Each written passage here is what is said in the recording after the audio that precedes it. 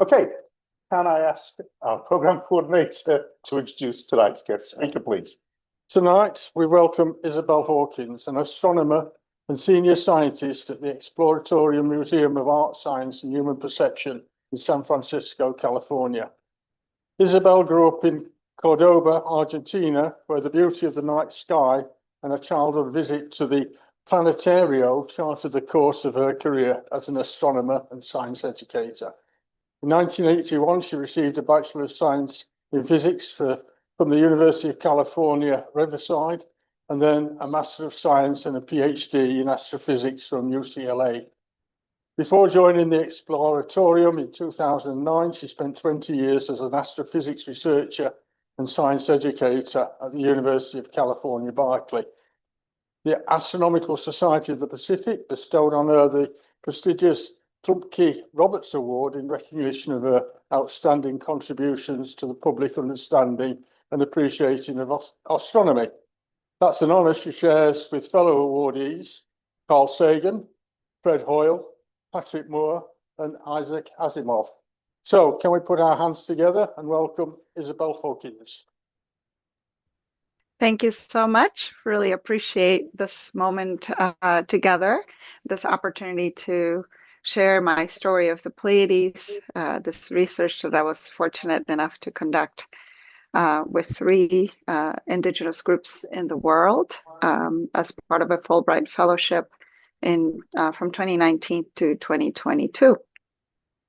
And I'm very grateful for this opportunity. I think I should share the screen. So let me begin with that. And if you can tell me if all looks good. Okay, that's great. All right, excellent. So in particular, I want to give my thanks to Roy Gunson, who reached out to me, and the leadership and members of the Mexborough and Swinton Astronomical Society for inviting me to give this talk. The Pleiades Experience, Cross-Cultural Connections in Polynesia, Mesoamerica, and the Andes. That's the title of my talk. Of course, we all love the skies, and our purpose for connecting with the stars are multifaceted. We look to the skies to study the cosmos, to understand the astrophysics and the mathematics behind those beautiful stars, to understand our place in the universe, for spiritual connection, and as a tool to support lifeways on Earth. So this presentation is focused on the Pleiades star cluster, which is tied to worldviews, astronomy, calendaring, even weather prediction, rituals connected with death, with passing, traditional agriculture, and also the weaving arts for many different cultures on Earth. If you are a lover of the stories and the myths around the world related to the stars, origin stories, the Pleiades play a paramount role in all of these stories. So we're deeply connected over many millennia with this beautiful star cluster. So the Pleiades Experience is part of a Fulbright U.S. Global Scholarship that I received in 2018. If you're interested in Fulbright, you can reach out to me. I'm always delighted to share with people the process that I went through to earn this beautiful scholarship that allowed me to go to 3 countries, New Zealand, Guatemala, and Peru. So I spent 2 months in each. And really found out that for the indigenous peoples of Polynesia, Mesoamerica, and the Andes, the Pleiades cluster continues to be a source of knowledge, both cultural and scientific. So let me just go to the next slide. I just briefly will share the goals of the fellowship, which include documenting, preserving, and disseminating local knowledge about the Pleiades in a cross-cultural context. Also, the work was conducted through sustained relationships with Indigenous elders, young adults, academics, scholars, and students, a very diverse group of people who are interested in the Pleiades, knew a lot about the Pleiades from different perspectives, both cultural and scientific. The results are being shared broadly, and thank you for this dissemination of these results for the benefit of the host communities and to inform about this work. to many different audiences, astronomical societies such as yourselves, science educators at museums and other settings, schools, and also the academy. If you want more information about the project and want to read my blog, I invite you to go to this website, 7adelphis.org. As you can imagine, anything with the word Pleiades on it was taken as a web domain. So I had to resort to the seven sisters of Greek mythology. Adelphis is sister in Greek. But also the Pleiades, for me, were the seven she-goats, las siete cabritas. As my wonderful colleague Roy mentioned, I grew up and was born in Cordoba, Argentina, where I went through all of my high school education or preparatory education before entering university. And so it was long nights at this ranch that had no running water, no electricity, in which we would take the mattresses out because it was so hot in the summer when the Pleiades are beautifully visible in the southern sky from September through March. It was all the very hot summer nights in the southern hemisphere. So we would pull out the mattresses and sleep outside under this beautiful canopy of the bejeweled sky. And that's what really got me interested in astronomy. And the Pleiades were part of some of the joys that we were able to see in this beautiful sky. So the 45th entry in the Messiah catalog, the Seven Sisters, or Seven Adelphis in Greek mythology, is a cluster that lies at a distance of 440 light years away. So it was actually the Hubble Space Telescope and the fine guidance system of the HST that was able to refine the distance to four of the stars in the Pleiades by measuring parallax as the telescope traveled from one side to the other of the Earth. And so we have a very accurate distance to this cluster. And they are truly sisters. It's an open cluster that contains over 1,000 stars. And though a handful of them are visible to the naked eye, the cluster is relatively young, estimated to be about 100 million years old. And it is approximately, not too far, as I mentioned, 440 light years from Earth. And the scientific significance is very close to my heart for this cluster because it was part of my doctoral dissertation to understand the chemical evolution of our galaxy back in 1986 when I got my PhD, in which I did many beautiful nights of clear skies, no foggy like you were unfortunate enough to have this past gathering of your society. I was fortunate to have 30 clear nights pretty much uninterrupted from over a period of 5 years at the Lick Observatory here outside of San Jose to study isotope ratios, carbon isotope ratios toward bright stars, including two stars in the Pleiades, 20 tau and 23 tau, to understand the chemical evolution and composition of the galaxy, studying these isotope ratios in the interstellar medium in the neighborhood of the sun. So the Pleiades star clusters still serves as a vital subject of study in astrophysics and stellar evolution. And its relatively close proximity and the presence of numerous high-mass stars offer a laboratory for understanding stellar formation and life cycles of the stars. So I am certain that most, if not all of you in this audience, which is very much a lover of astronomy and experts in astronomy, you have seen the Pleiades, you can recognize the Pleiades, you can find the Pleiades, but it's never too much or too late to remind ourselves about the beautiful patterns in the sky that are observable right now and how distinctive the Pleiades are. As you look at these distinctive clusters of stars in the sky, of course, how you see them depends on your latitude and where you are and which hemisphere you are. So I grew up with the Pleiades completely different from what you see here. I grew up with the Pleiades completely upside down. But we can observe them from September through March in the night sky, looking south from the northern hemisphere or looking north from my perspective where I grew up. And the best way to find them, of course, is to first find the belt of Orion, the constellation of Orion, those three stars on the belt that are so distinctive.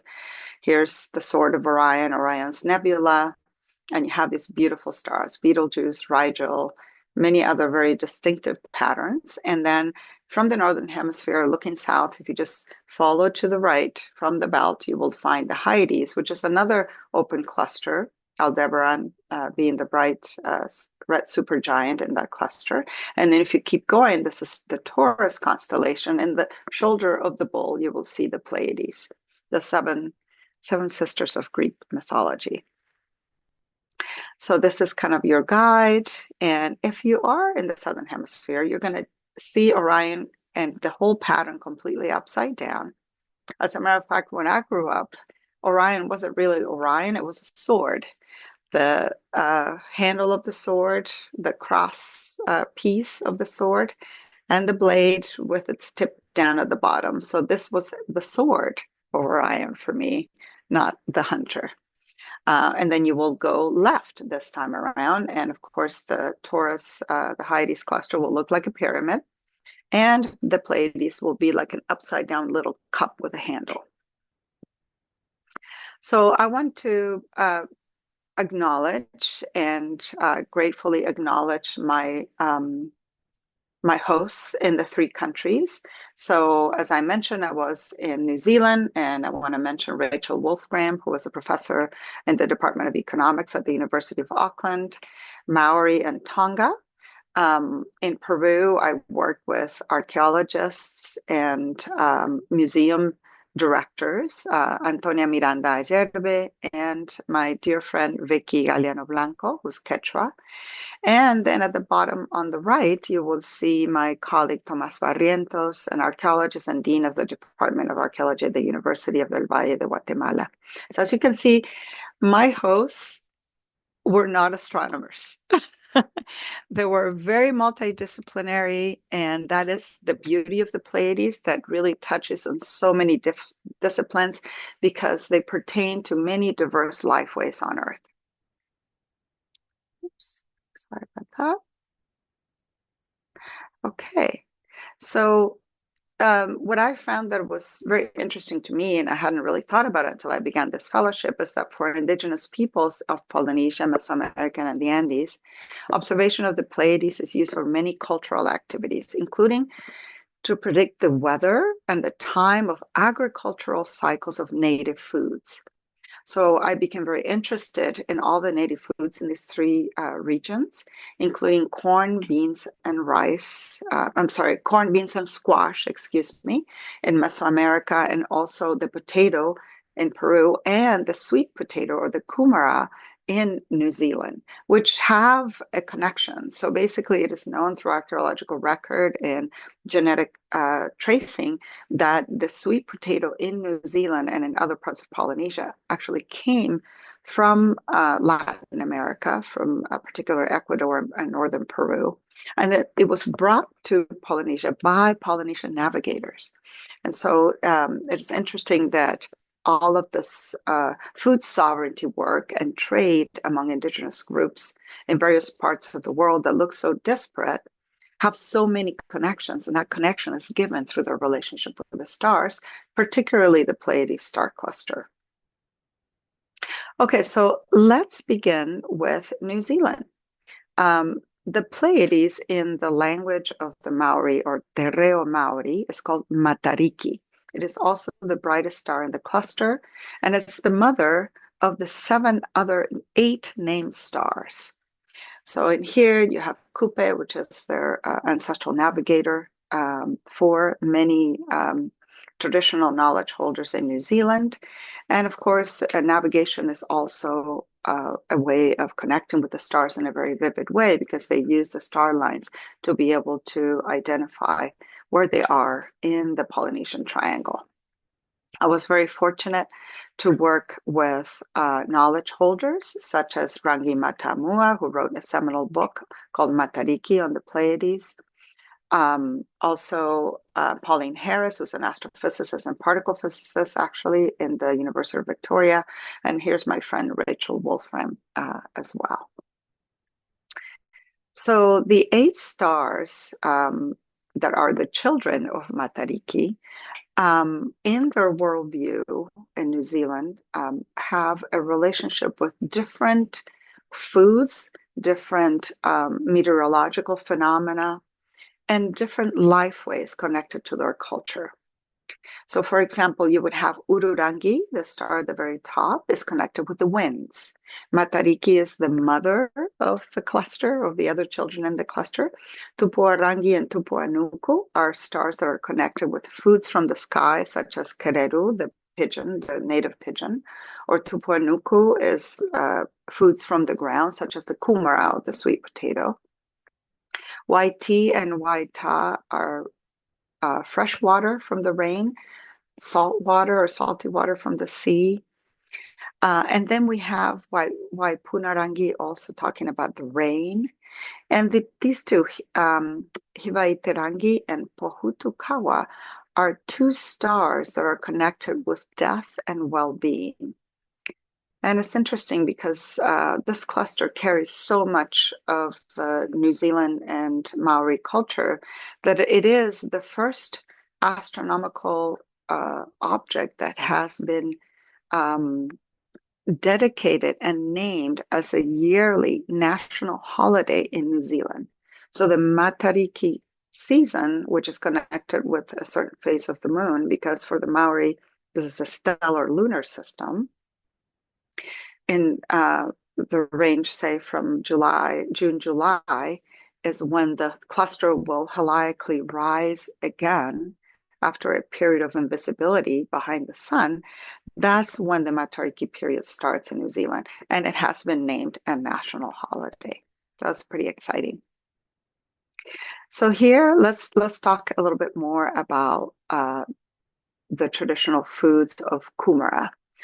The Polynesians, which were great navigators of the high seas, brought the sweet potato from South America more than 2,000 years ago to Tahiti first, and then from there to New Zealand. So they call it kumara. There's more than 80 varieties of this particular sweet potato, and it is delicious. That was the first thing that I did when I got to New Zealand. Is I was like, I gotta go find kumara, and I'm gonna eat it. I'm gonna cook it, or I'm gonna eat it. And it was truly delicious and sweet. So I highly recommend it. If you do go there, you're gonna have to pay $6.99 New Zealand dollars per kilogram. I'm sure it's even more right now. But also, I had the good fortune to visit with knowledge holders that showed me how the kumara would have been cultivated traditionally and still is at this very special garden called the Te Parapara Garden in Hamilton, in the North Island of the country, where most of the Maori population still lives. So the mounds that you see here are for planting the kumara in November. This photo was taken after the harvest in April. When the Pleiades are visible in the night sky at the highest point in November, crossing the meridian, the sweet potato is planted, and then it is harvested when the Pleiades hide behind the sun in April. Because the distinctive thing about the Pleiades is that it's very near the ecliptic. And so there is a moment, April, when it hides behind the sun and then it reemerges again as a heliacal rise. And that is very significant for calendaring purposes and for timing certain agricultural cycles. So this wonderful gentleman, Wiremo Puke, guided us in the garden. He's the elder that designed the garden, and he shared a lot of wonderful knowledge about the garden, including, where the Maori would have stored their tools, where they would have put their relics and their treasures that were tied both for cultivation in a practical way, but also for ceremonial and spiritual significance. And in that vein, the whole garden is surrounded by totems, and this one is Ko Matariki. This is one column or carved totem that is specifically to honor the Pleiades. Now, it's interesting that the language in indigenous cultures carries so much of the knowledge, and especially in Aotearoa, New Zealand, whakatauki, or proverbs, are a way for Matariki to reflect stories, to reflect knowledge of when to plant or when to harvest, or the significance of the appearance of the cluster with respect to certain key foods, especially native foods in New Zealand. So, for example, Matariki, the gatherer of the people. So during the Matariki festivities, people gather together, celebrate the passing of the year, hope for the new season, to say, do their ceremonies and say their prayers. This whakatau ki or proverb speaks to us about the gathering of this community during Matariki. So the next proverb that speaks about how Matariki appears as Whanui, or the star Vega, flees from the sky. So this is a sign of the new year. So it's not just Matariki living in isolation in the sky, but also in relationship to other stars. So Whanui is a star Vega in the Lyra constellation, part of the summer triangle, in the northern hemisphere. So Whanui sets in the early morning of winter in the southern hemisphere, just before Matariki rises in the eastern sky. So these proverbs actually are astronomical guides as well. And then there are other ones that talk about when Matariki is seen, the fat is heated. This pertains to when Matariki rises in the winter, the kereru, or the wood pigeon, that were harvested or taken and preserved in their own fat and stored to be eaten later. And then there's other proverbs, for example, that have to do with the eels or the lamprey and when it is that they migrate. And then when Matariki is seen, the lamprey migrates. So these are guideposts or signs that would guide people's behavior in terms of their food sovereignty and their cultivation of their native foods. So the food supplies of Matariki are scooped up. That's the last proverb that I will share with you. This proverb is stated and said during the early morning Matariki New Year ceremony. So these are also there are particular moments when these proverbs will become most appropriate. So the Maori have names and cultural attributes for Matariki, the moon, all the constellations that accompany the Pleiades in the sky. Matariki is a time to reflect, share stories, plan for the new year.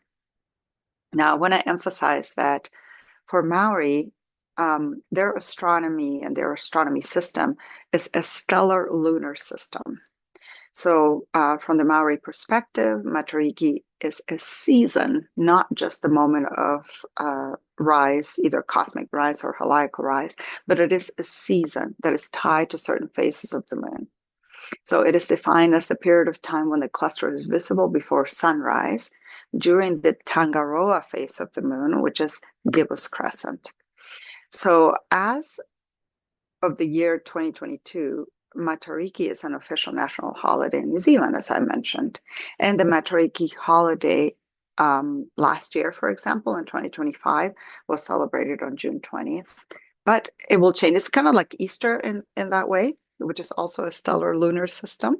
And so that's why as Easter shifts because of the phase of the full moon and the time of equinox. So that's the Matariki season, because the heliacal rise is also tied to the third quarter phase of the moon. And it's those two things together to define the season. Okay, so the moon has tremendous significance for the Maori. It is really central also to the timing of certain cultivation of crops. It is also central to Maori weaving. For example, in planting, the Maramataka, which is the name of their lunar calendar, suggests that the moon's gravitational pull and light levels may affect soil moisture and plant growth. This can also explain why some days are seen as good or bad for planting seeds according to their lunar calendar. And here's a photo of flax called harakeke, which is very much an important cultural plant for making from clothing to the rope that they use to tie their canoes and to use also for their sails. Another cultural connection for the Maori pertains to the star Pohutukawa, or the Death Star, as I mentioned, from one of the stars in the cluster, and a celestial canoe. Now, canoes are cultural anchors for Polynesia, so it is not surprising that the Maori identify a canoe in the sky. So this canoe in the sky is actually composed of all of the major kind of protagonists of their winter sky. But of course, it is seen completely upside down, as I mentioned before. So you have here the belt of Orion, Tautoru, you have the Hyades, the Pleiades, and the net is actually in this area of the sky. And the net is tied to the passing of people throughout the year. So basically, here's a diagram that I credit to Rangi Matamua, who wrote this beautiful book, Matariki. I encourage you to buy it. He gives so much amazing information based on an original manuscript from one of his ancestors 5 generations back that was uncovered and translated, and gave a lot of the information about the traditional knowledge of Matariki, or the Pleiades in New Zealand.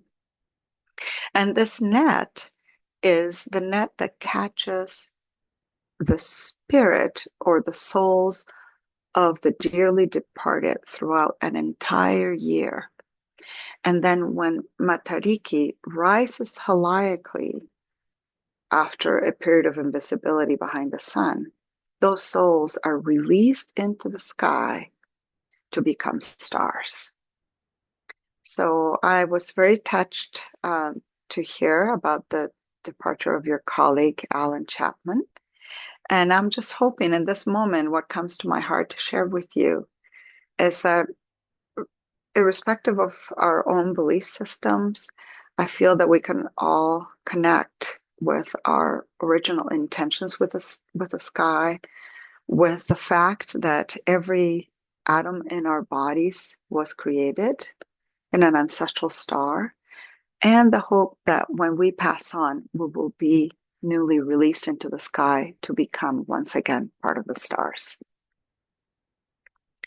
Okay, let's move on to the other 2 areas that I was fortunate enough to visit as part of this Fulbright Fellowship.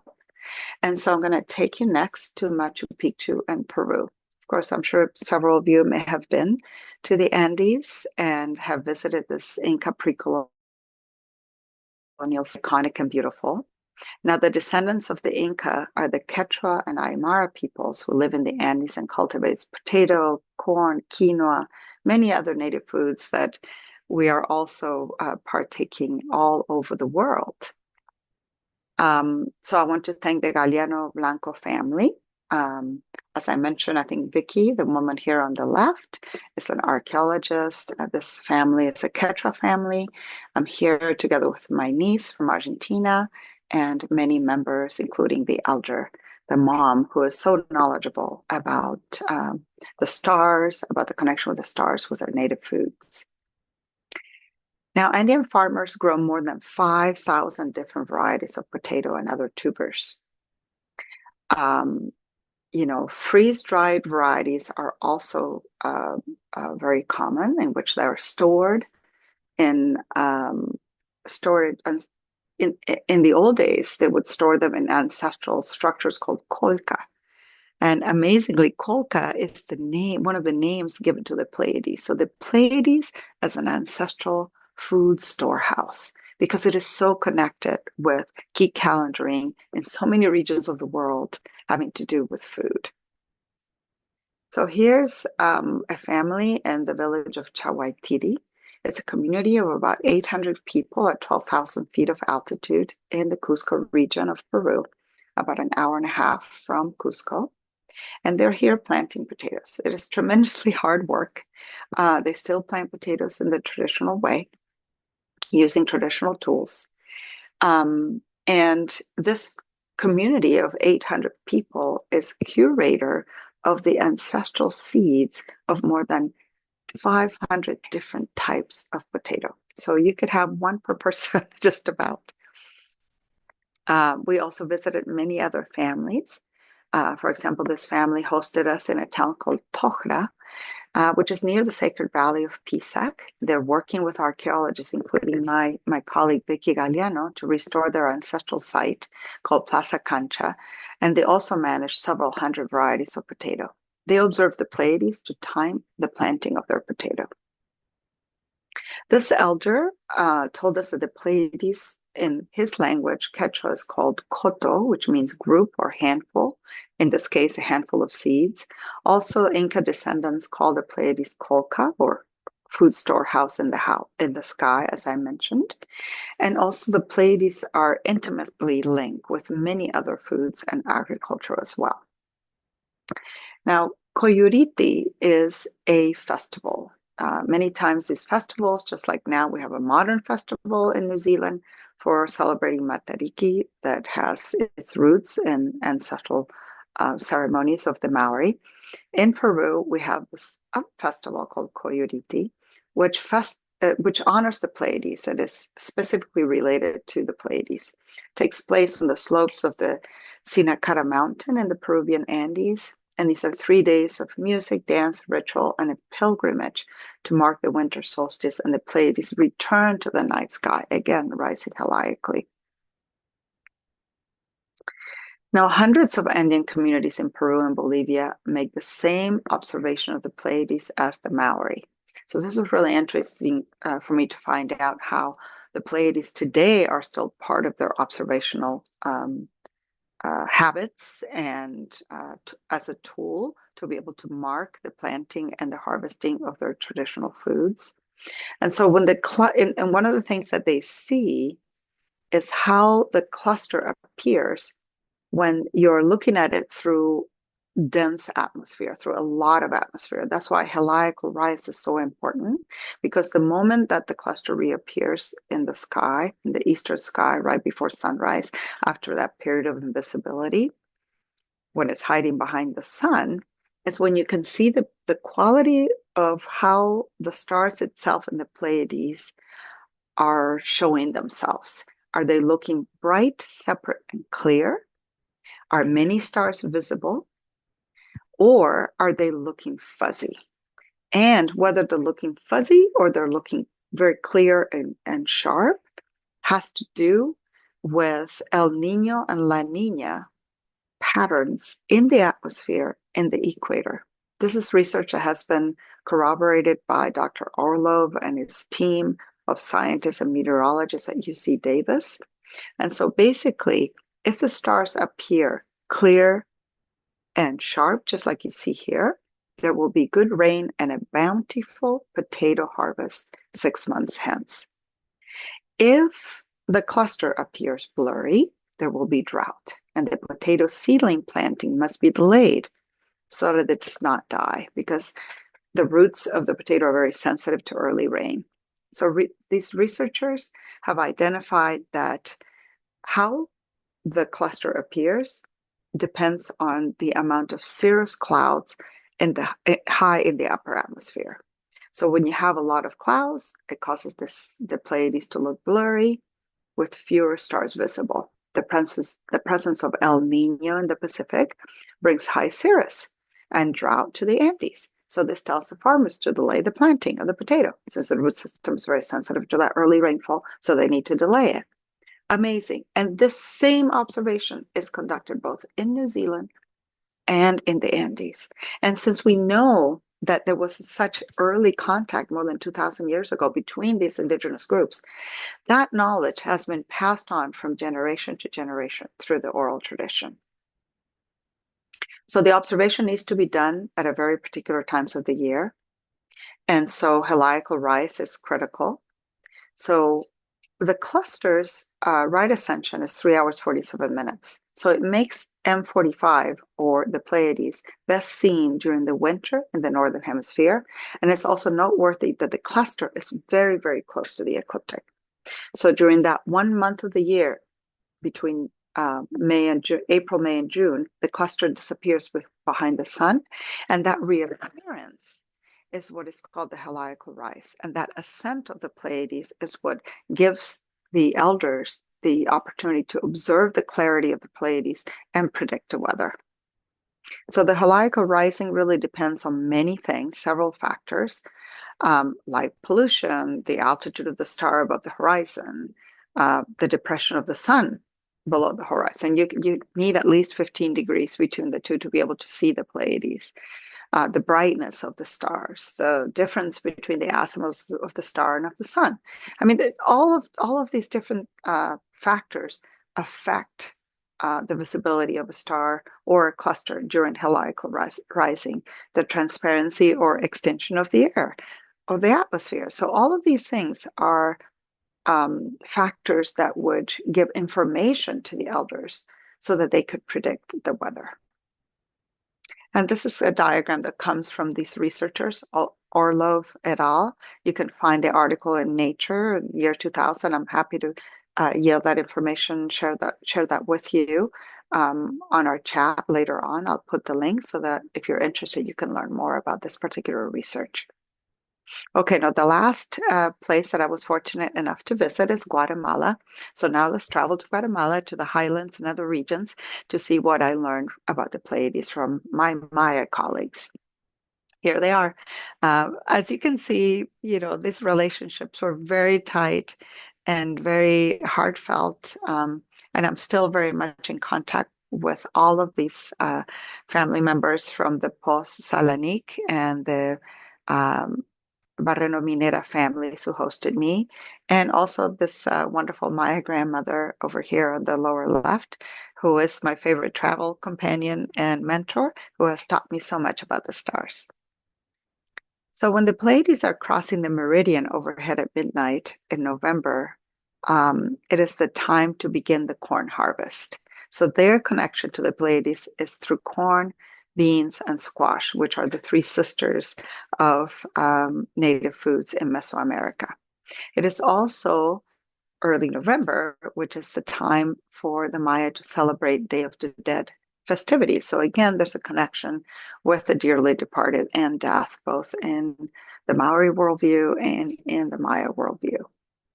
It is also a time when the sun is within the tropics at the nadir, or the point directly underneath, which is also connected to the Day of the Dead, but that's another talk. So the Pleiades above, the sun below, marks the time of harvest and the time to remember the ancestors.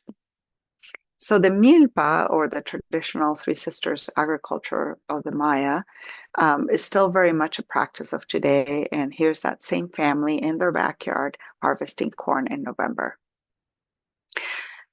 We also made this explicit connection between the Pleiades at the meridian and the sun at the nadir by visiting the cemeteries during the Day of the Dead. So we went to the Salanik family cemetery plot to experience the Day of the Dead traditions. And flying kites is part of that tradition as a means of communication between the living and the dead. But also what I was very happy to find out, and it was completely new to my understanding, and it was a new piece of research, was that the Pleiades are also related to weaving. And so I brought the work of the women and their knowledge of the stars into the conversation.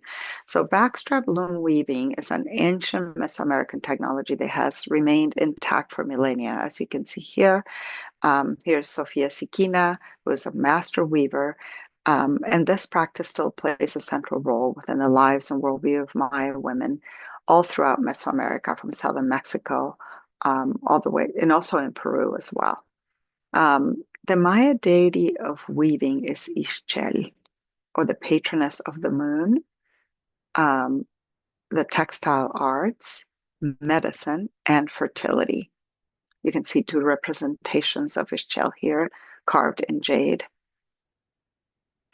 So the moon is very important to the relationship to the Pleiades and the Taurus constellation, because since the moon travels very close to the ecliptic actually passes in between the Pleiades and the Hyades. That's called the Golden Gate of the ecliptic in astronomy. And so the moon will cyclically pass through this area, moving back and forth within its 5 degrees of difference in the orbit of the moon and the Earth. And it will sometimes join the Pleiades, sometimes travel with the Pleiades, and sometimes be away from the Pleiades. It turns out that this particular tool with the 7 pegs, sometimes they use 8, sometimes they use 7, depending on the type of weaving that they're doing. Sometimes they use 9, is connected directly to the Pleiades. For the weavers, this tool is the Pleiades. And this is what I was mentioning earlier, that the ecliptic travels in between the Hyades and the Pleiades. And so you have this clear relationship between the moon and these 2 clusters. And so the Hyades, which looks like a V from the northern hemisphere, is connected with another tool of weaving. So we have this elder here who was telling us about how the Pleiades are this urdidora, or the tool that is used to prepare the threads before you put them in the backstrap loom. And this other tool, which looks like a Y or a V with a handle, is what you use to beat the cotton to remove the seeds and soften it before the thread is spun from this natural fiber.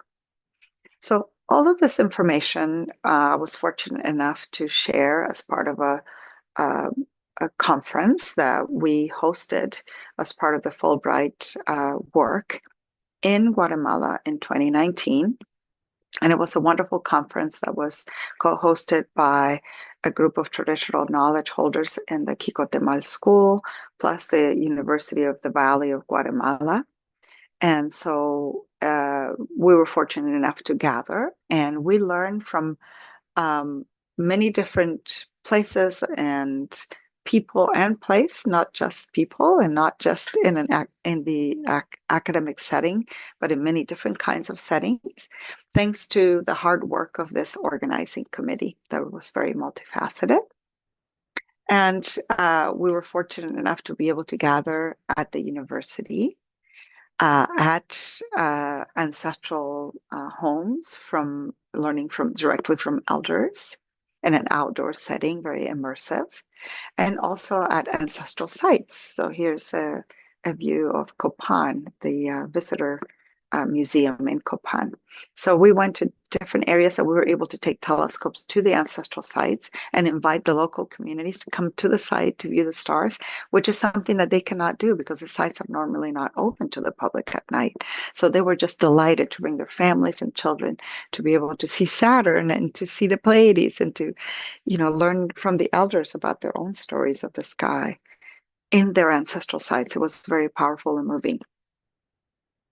So one of the things that the group, this organizing committee, did is to try and come together to define some attributes of cultural astronomy. And you can see some of them are like that it thrives through living knowledge, practices in a community. It is living knowledge of today. It's not just a knowledge that was recorded in the relationship between ancestral structures in an archaeological site, for example. I mean, that's one aspect, but we're more talking about the living knowledge of Indigenous people today. And it really is a way to acknowledge this intimate connection between earth and sky that still lives through the oral tradition. It encompasses the observation of celestial cycles and patterns as seen from Earth. It was very much a geocentric observation-based perspective. And there's other attributes that you can see in here, the fact that it is based on STEM knowledge, but also it encompasses spirituality, tradition, ceremony. It's very multidisciplinary. It's reciprocal.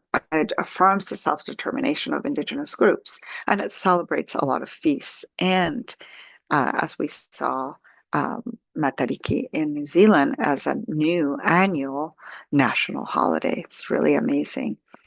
So the one thing that I saw that was clear, because sometimes the stars they don't live in isolation, they live in relationship to life ways on Earth, is that it has so much local relevance as it is applied for the community's benefit.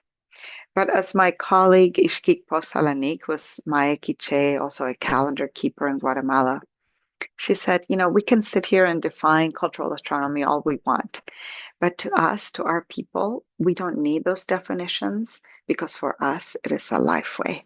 And so that was the message that I carried with me after this wonderful fellowship.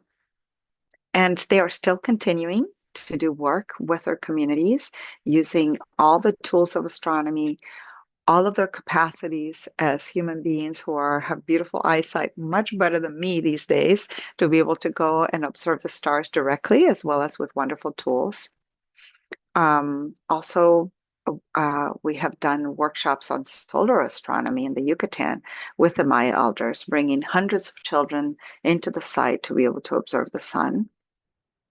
And we're also cultivating a new generation of cultural astronomers, such as Tepeupos, who uncovered his constellations from his people in the Quiche language from the highlands of Guatemala, and I was able to publish it in the Bulletin of the American Astronomical Society.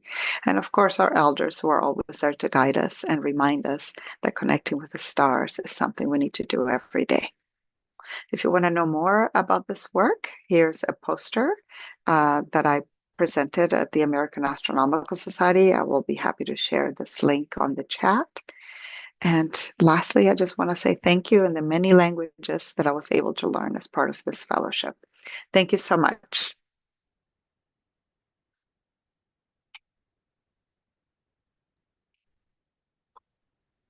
Isabel, thank you very much. What a fascinating talk, and what a timely reminder that we need to think about how astronomy played part in our culture. And sometimes we get totally disconnected from that. So, Absolutely. ladies and gentlemen, it's time for questions and answers. If you have a question online, will you put a digital hand up, please? If you've got one in the room, attract my attention. And we're looking for questions. Anybody in the room? Quick look around. Not seeing. Peter Lloyd, online. Peter, can we have your question, please? Oh, thank you, Isabel. That was a truly fascinating talk. Two thoughts arise in my mind.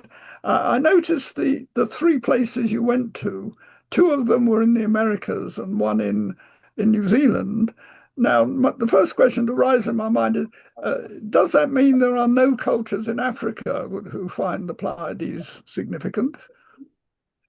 There are cultures all over the world that find the Pleiades significant. The Pleiades cluster is visible from every continent on Earth except Antarctica. And it's so distinctive in the sky that it truly serves as a marker for seasonal agricultural calendars. And so any agricultural community will use the Pleiades for their calendaring.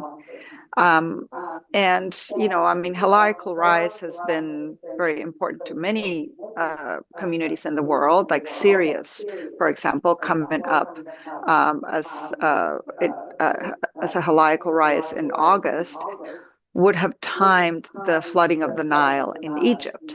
So, that was the dog star. So heliacal rising is very important because it serves as a very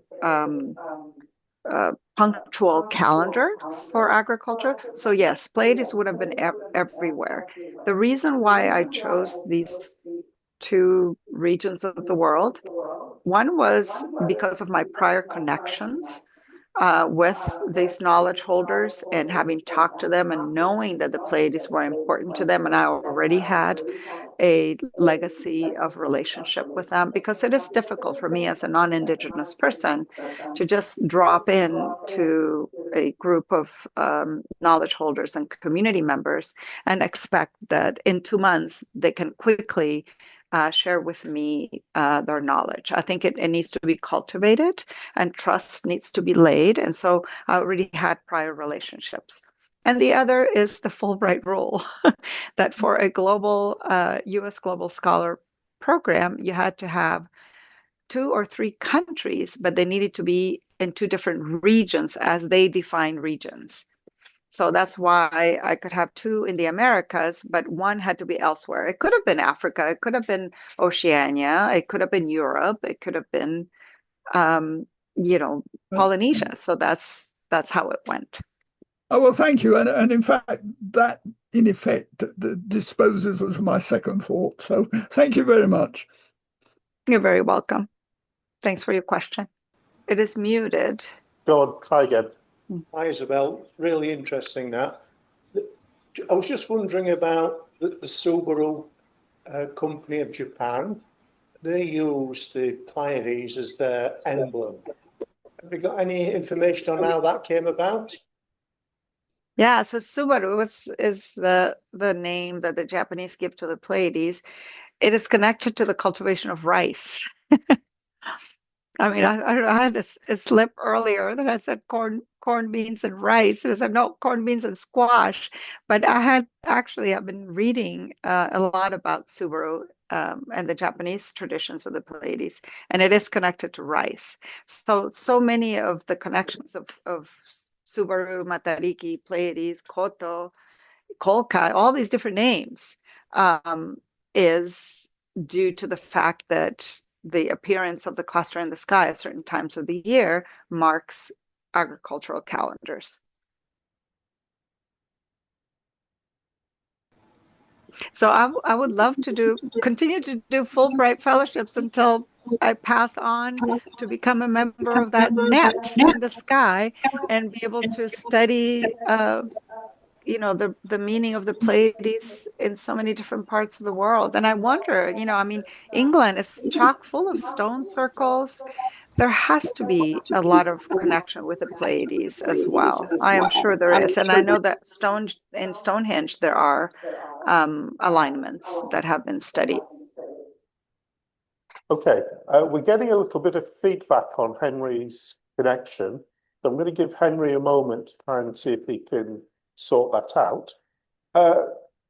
You described the prediction of El Nino and El Nina as a very binary call. Is there a little bit more subtlety to it, or is it just that? Well, I encourage you to read the paper. I put it here on the chat from Orlov and Chang. It's of course, these are statistical analyses. And also, I feel that if the effects are pronounced, the prediction will be more accurate. If the effects are not pronounced, then of course, there's going to be some ambiguity.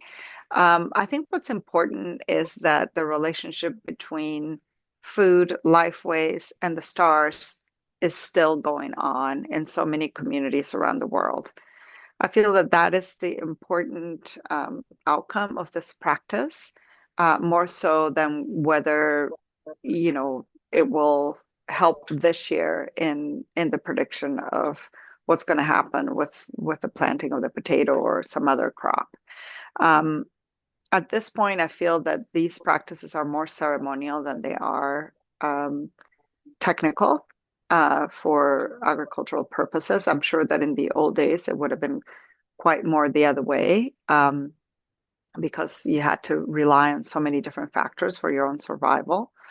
And now with climate change, I have heard from the elders that things are not the same.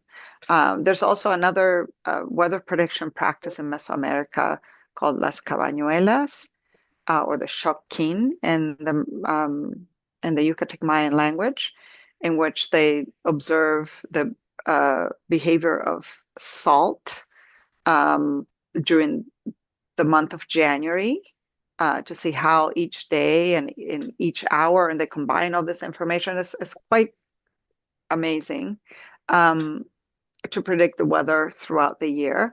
And that the elders say that they cannot use that anymore. Things are just too different. So I think there's a lot of different factors that are affecting this practice, but I was very delighted to know that it's still going on. Okay, thank you for that. Henry, we're going to try you again. Hello there.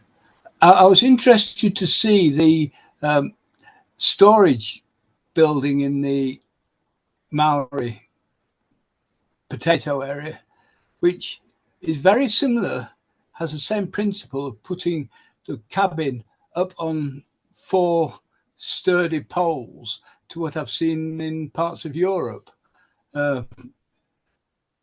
But the other thing is, you say their potato came from South America. I thought that through to Tahiti, I thought the Maori originated from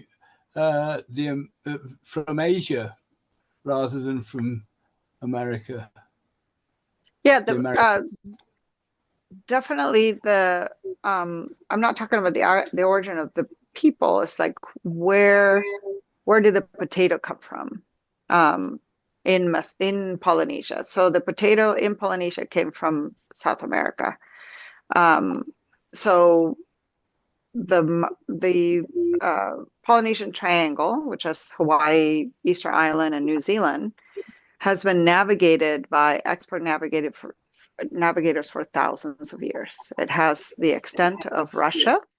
It's a huge area. And navigation took place by studying the stars, but also looking at every element, meteorological elements, the appearance of clouds, how clouds change when you're in the presence or near an island, the flotsam and the jetsam, the patterns in the currents, the standing waves in the ocean. All of that would have been an integral system of understanding of how to navigate the Polynesian Triangle. But from there, they also expanded beyond that.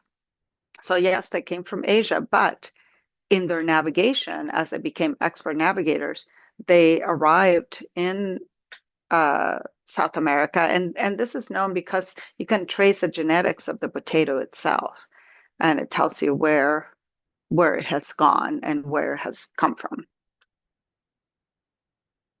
I hope that answers your question. Okay, Henry.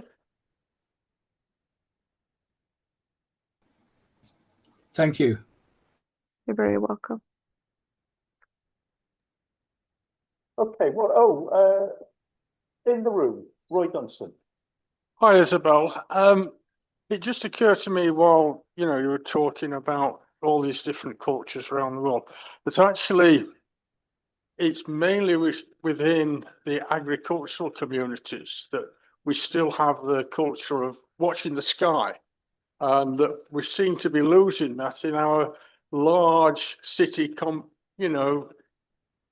parts of the world. All over the world, we're getting more cityfied, and these stories and sort of looking at the night sky is getting lost. Absolutely, and so there's also the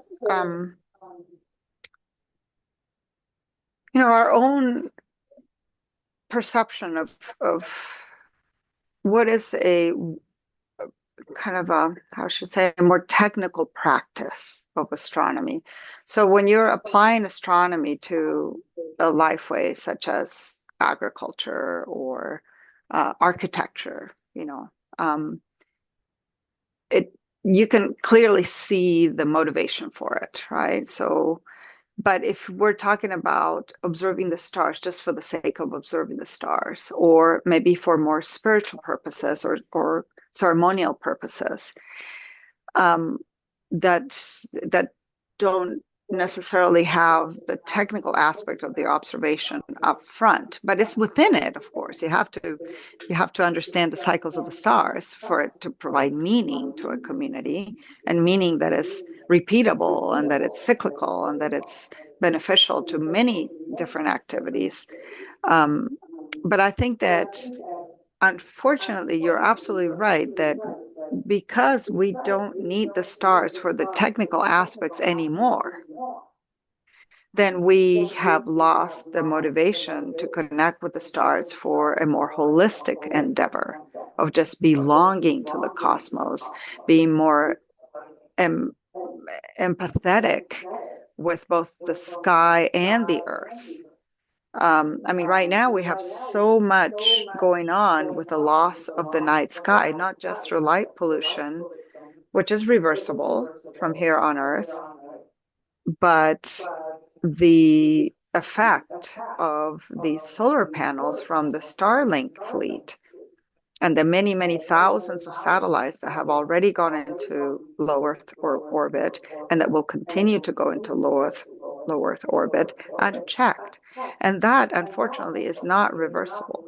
And it's not just that it gives us the reflection of the solar panels for us to not be able to see the patterns in the way that we have seen in the past, but also that these satellites are built to last only a few years. And when they stop operating, they are forced to come into the atmosphere to disintegrate.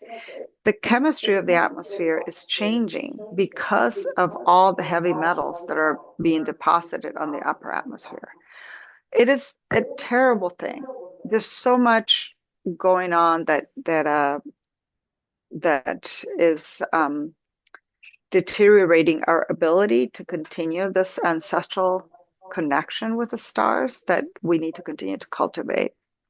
So I have a very good friend, Aparna Venkatasan, who's a physics professor at the University of San Francisco, and she is one of the leading advocates for slowing down the rate at which satellites are being put into low Earth orbit and doing a lot of policy work. And also Dark Sky International is an organization that's based in Tucson that's doing a lot of work in terms of raising awareness of this issue. So I feel that we all have an individual personal responsibility to remember that we are made of stardust and to share that yearning to connect with the stars with more people around us.